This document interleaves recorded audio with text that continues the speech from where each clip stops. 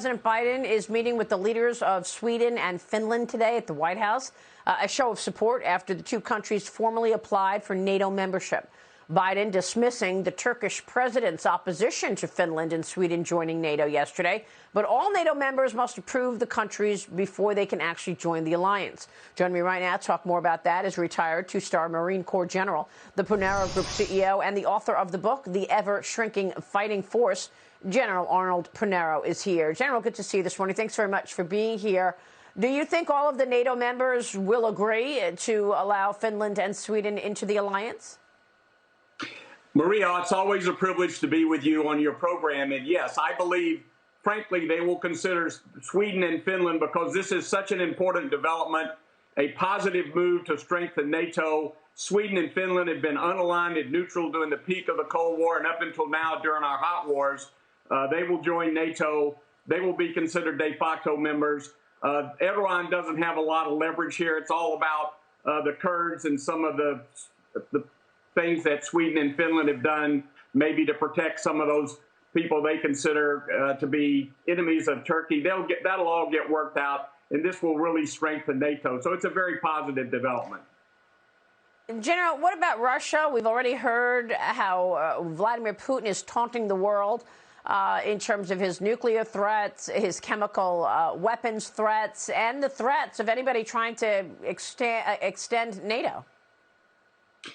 Well, one thing we have to be mindful of, Finland has a 800-mile border with Russia, and so we're going to have to basically really strengthen the deterrence and the capability of our military and the NATO military along that border to deter. As we've seen, defensive measures, deterrence doesn't work unless you basically tell your enemy, Russia and China, what you're going to do offensively.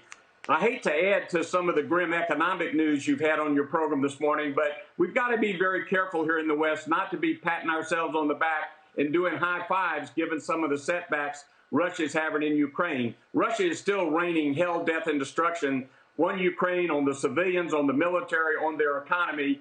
And there are some bright spots. Obviously, President Zelensky and the fierce fighting spirit of the Ukrainian military has kept Putin from achieving his #1 strategic objective, which was to topple the Zelensky government and take over Kyiv.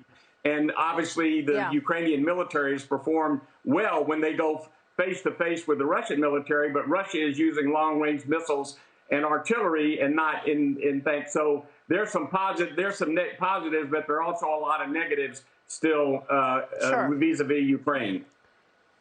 General, let me switch gears, ask you about President Biden's 4-day Asia trip. That trip will start today. Biden is going to be traveling to Japan and South Korea as he tries to refocus on the China threat, he claims. The White House also warning that U.S. intelligence shows it is a, quote, genuine possibility that North Korea could conduct another nuclear or missile test around the president's trip, General. What are you expecting and what can be achieved by this Asia trip?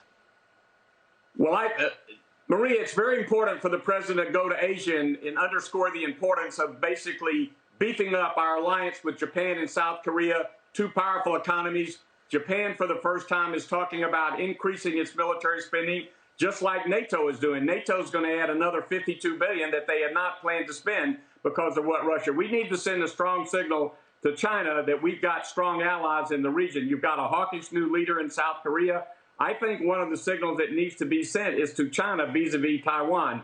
We've got to deter China, and to do that, the U.S. with our allies in the region needs to send some very strong signals and beef up what we're doing on the continent, on the landmass of Taiwan, so we don't end up in a situation where Xi basically does what Putin did in Ukraine. So I think this is a great opportunity for President Biden to basically not just visit and not just talk about economic issues, but also talk about strengthening our military resolve in the Pacific region. We still have the same force structure of the U.S. military in the Pacific we had in 2020 or 2010. General, we're getting breaking news that China is seeking to replenish its own strategic oil reserve. And in doing so, it's in talks with Russia to buy oil for its strategic reserve. So China is obviously partnering with Russia, wanting to buy oil there. It's certainly helping Russia with all of that revenue to come. China is also warning the United States of its increasing support of Taiwan. In a phone call with White House National Security Advisor Jake Sullivan, China's top diplomat said, quote, if the U.S. side insists on playing the Taiwan card and goes further and further down the wrong road, it will certainly lead to a dangerous situation. As Taiwan's defense ministry says, 4 Chinese jets did fly into its air defense zone again yesterday, General. Are you expecting China to invade Taiwan under the Biden administration's watch? And what about China supporting Russia with these oil buys?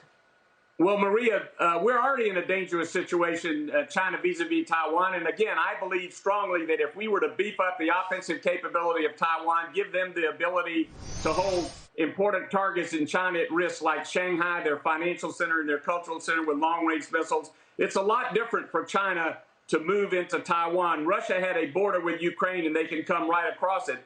China has to go across the Taiwan Straits, and that's militarily very difficult. I would say on the oil front, what bothers me is even though the Europeans say they're going to stop buying Russian oil, since the conflict started, they've bought over $80 billion worth of Russian oil. Today, Russia is still transiting 630,000 barrels of oil a day in the Black Sea to add another 35 million.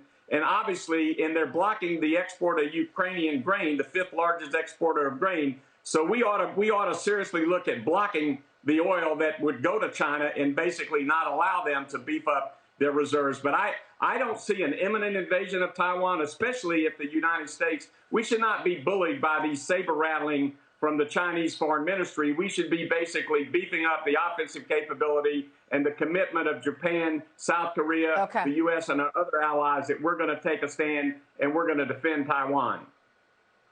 All right. We will be watching all of that, General. Great to get your take on all of that. Thank you, sir. General Arnold Punaro joining us this morning. Thank you, General.